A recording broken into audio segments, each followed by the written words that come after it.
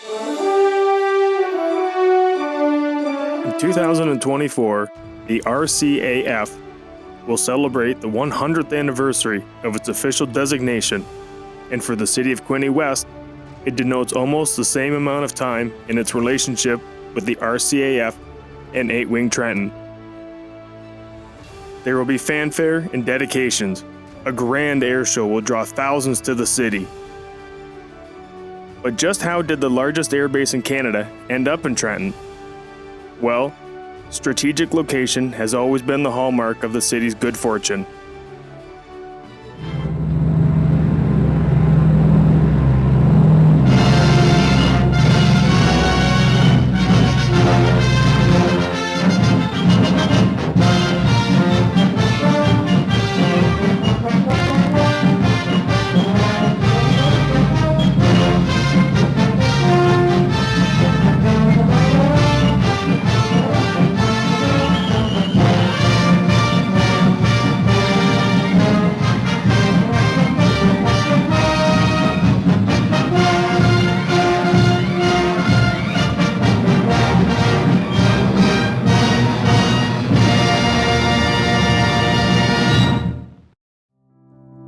The Trenton area is part of the traditional territories of the Anishinaabe, Huron-Wendat, Haudenosaunee, and the Mohawks of the Bay of Quinte First Nation. The first known expedition by Europeans to the area was one by French explorer Samuel de Champlain, which followed the Trent River passing through Trenton in 1615. The area around the mouth of the Trent River was first settled by Europeans in the 1780s, after the area was ceded to the British in 1783 as part of the Crawford Purchase. United Empire Loyalists first settled in Trenton in 1792. First named Trent Port, it was renamed Trent Town and later became Trenton. Trenton grew in thanks to its port location and the area's lumber industry. During the First World War, the town was home to a major munitions plant owned by the British Chemical Company. This facility was built in 1915 to manufacture artillery, rifle, and small arms ammunition. Trenton was also an important film production center. In 1917, a film studio was built in town, and a number of productions were filmed there. In 1923, the Trenton Film Plant was purchased by the Ontario government to house the studio and laboratory of the Ontario Motion Picture Bureau. But one of the greatest features of the Quinte area is 8-Wing Trenton.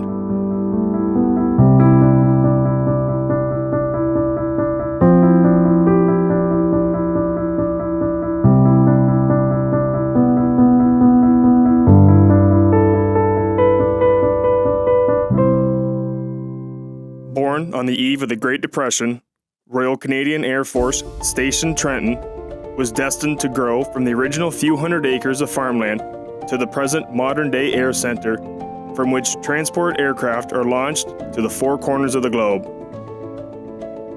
Consequently, 968 acres were purchased at Trenton due to its natural advantages such as moderate climate, as well as its proximity to such industrial and populated centers of Canada that are Toronto and Ottawa.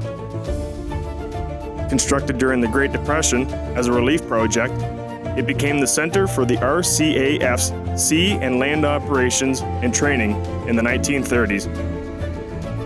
During the Second World War, it was the hub of the British Commonwealth Air Training Plan. The Canadian Air Forces became Royal when a formal application to change the title was made on the 5th of January, 1923. The Canadian government, however, did not officially recognize the granting of the new title Royal Canadian Air Force until the 1st of April, 1924. The base itself was officially opened in August 1931.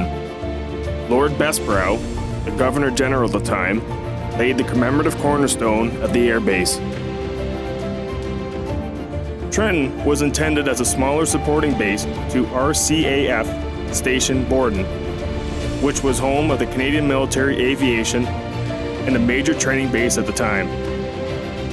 But by June 1937, it had replaced Borden as the primary flying training center. The location was chosen for being the midpoint between Ottawa and Toronto. It also provided the possibility of using the facility for seaplanes operating on Lake Ontario. William Alexander Fraser, a former Trenton mayor, businessman, and Canadian senator, would view one of his greatest accomplishments to be the convincing of the Government of Canada to build a base in his hometown of Trenton. When Fraser found out about the government's plan to build a new training facility, he realized the base could be the ticket to solving Trenton's unemployment problem and became obsessed with bringing the base here. However, as time went on, it was apparent the government was leaning against choosing Trenton. Eventually, Fraser invited the Minister of Defense out for a sail on his boat. Well, as local lore has it, Fraser refused to bring the minister back to shore unless he agreed to locate the base in Trenton. Toward the end of 1929, many auction sales were held by the farmers whose land was expropriated for the site. Families who wished to remain over the winter months were allowed to do so, although the work of clearing the land of trees, rocks, fences, and ditches was well underway by December. The contractor, Mr. J.J. McNabb, had 15 men and 51 teams of horses on the job. The initial cost of the expropriated land amounted to $167,000. On October the 12th, 1929, newspapers reported that Trenton had been chosen for the location of the new flying field. Unemployed workers were hired for the construction of the base, which started in 1930. By 1933, there were 500 men working at the base with plans to add several hundred more. Consequently, at the end of the third year of the Great Depression, Prime Minister R.B. Bennett enacted a federally supported relief program. Relief camps, which provided room, board, and a meager allowance in exchange for work, as the number of jobless transients grew in Canada. The federal government feared they could threaten public order, and Bennett's military chief, General Andy McNaughton, warned that the unemployed could launch a communist revolt. So, with that, Camp Number 28 was created and helped build the airfield at RCAF Trenton. It was Fraser's greatest legacy, for today, the Canadian Forces Base at Trenton is one of the most important military bases in Canada. Some of the first buildings erected were 3-story barrack blocks to house single-service personnel. Building 23, along with Building 56, were the last completed of 4 identical such buildings planned as an ensemble, each sited on a quadrant of a rectangle block, and erected sequentially between 1932 and 37. As part of this ensemble, Building 23 is significant for being a component of the grouping of original base buildings, including hangars 50 and 51, the administration building, the officers' mess, and the NCO's mess. As construction proceeded, operational units started to occupy the buildings, the first being about 80 personnel of the No. 3 Squadron Borden. But the world was not done with war, and Trenton would become a big part of the airway of World War II. The British Commonwealth Air Training Plan, or Empire Air Training Scheme, often referred to as simply the Plan, was a massive joint military aircrew training program created by the United Kingdom, Canada, Australia, and New Zealand during the Second World War. The Plan remains one of the single largest aviation training programs in history and was responsible for training nearly half the pilots, navigators, bomb aimers, air gunners, wireless operators, and flight engineers during the war. The first planned trained personnel sent to the UK were 37 Canadian observers who received their wings at RCAF Trenton on the 27th of October, 1940. Canada was chosen as the primary location for the plan because of its ideal weather, wide open spaces suitable for flight and navigation training, sometimes on a large scale, ample supplies of fuel, industrial facilities for the production of trainer aircraft, parts and supplies, the lack of any threat from either the Luftwaffe or Japanese fighter aircraft, in its relative proximity to both the European and Pacific theaters. For initial training, biplanes were used, as one example of the wide range of American and British aircraft designs used for Canadian-based training facilities. Pilots might have started their initial flight training on both British and Canadian-produced examples of the Tiger Moth, the Boeing Stearman from nearby United States, or even the Canadian-designed and produced Fleet Finch biplane. Number 1 Fighter and Number 3 Army Cooperation flights, flying Siskin and Tiger Moth aircraft, were the first air elements to be hosted at Trenton. Schools included the RCAF, Central Flying School, Number 1 Air Navigation School, Number 1 Flying Instructor School, and Number 1 Composite Training School. Along with the other training schools, the Number 6 Repair Depot was based at Trenton. The British Commonwealth Air Training Plan illustrated the Commonwealth still had some military meaning during the Second World War and was one of Canada's major contributions to the early war effort. The plan was an impressive and uniting national achievement. Canada became, during the Second World War, one of the greatest air training centers, contributing more than 130,000 trained aircrew to the Allied cause. As Canada was the main participant, the legacy of the plan included a strong post-war aviation sector and many new or improved airports across the country, the majority of which are still in use. The classic training plan airport consisted of 3 runways, each typically 2,500 feet in length, arranged in a triangle so that aircraft could always land, more or less, into the wind. Eventually, a set of ornate gates were presented to Canada in commemoration of the British Commonwealth Air Training Plan on September 30th, 1949. The ceremonies included the presentation of memorial gates to Canada and the presentation by the RCAF of silver plaques to representatives of the Royal Air Force, Royal Australian Air Force, Royal New Zealand Air Force, and the United States Air Force. The gates stand on Old Highway Number 2 in front of 8-Wing Trenton's headquarters building and on the parade square where so many training plan graduates received their aircrew wings before joining the fight against the enemies of the Allies.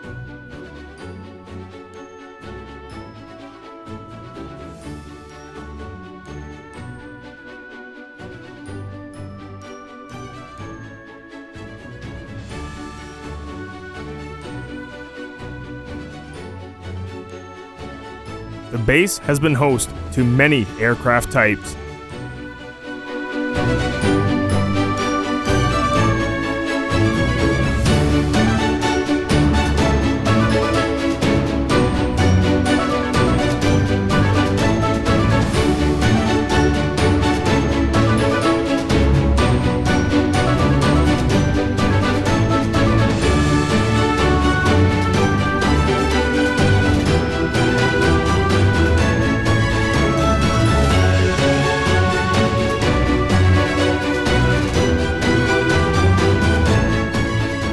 Following the war, Trenton became home to transport and fighter aircraft, with transport aircraft from the base taking part in the Korean airlift, as well as numerous other missions through the 1950s and 1960s.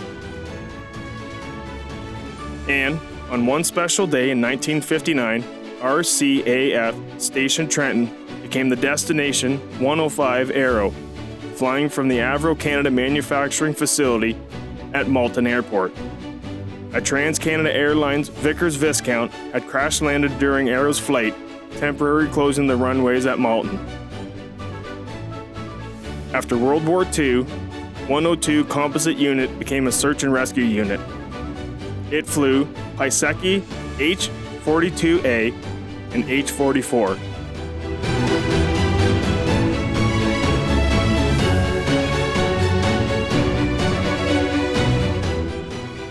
Canada upgraded its transport and search and rescue fleets during the 1960s when the RCAF purchased the CC-137 Husky, CC-130 Hercules, CH-113 Labrador, and CC-115 Buffalo aircraft.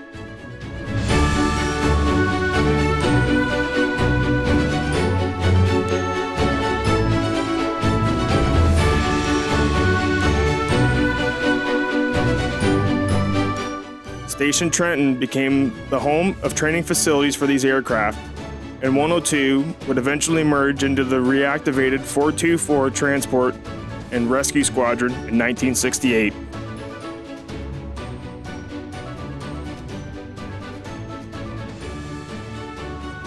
RCAF Station Trenton was renamed Canadian Forces Base Trenton after February 1st, 1968 merger of the RCAF with the Royal Canadian Navy and Canadian Army to form the Canadian Forces. Over the years, it has expanded to become the largest Air Force base in Canada and a vital link in the Canadian Armed Forces transportation network. The base has continued to play this role, with Canadian Forces aircraft conducting operational, humanitarian, and peacekeeping missions.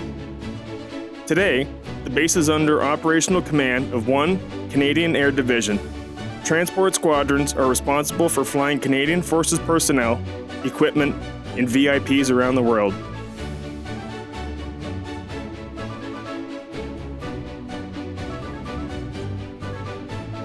Trenton is home to the famous Skyhawks parachute demonstration team. The base is also home to the National Air Force Museum of Canada.